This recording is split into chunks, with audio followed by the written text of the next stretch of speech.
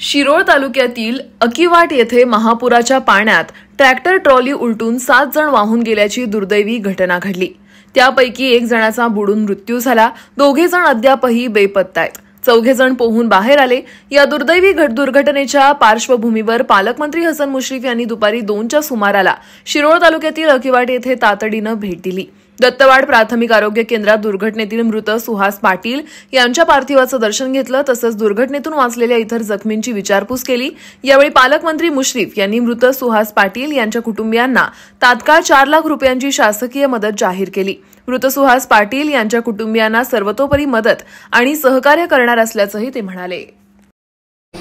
आज अकिवाट गावामध्ये एक दुर्दैवी घटना घडली।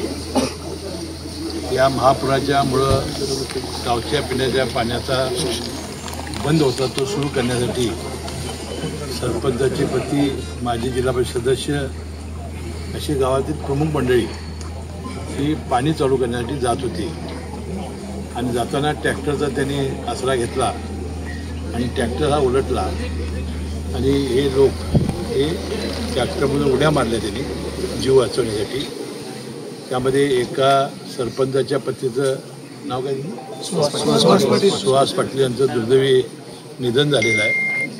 त्यानंतर 4 आता आम्ही त्यातले लोक आता ग्रामीण रुग्णालय दत्तवाडमध्ये तिथं पाहून आलो त्यांची प्रकृती, आणि 2 माजी जिल्हा परिषद इक्बाल बैरागदार आणि माजी सरपंच अण्णासाहेब हसुरे हे दोघं अजून आपण आज परमेश्वर प्रार्थना करूया की ते सापडावेत।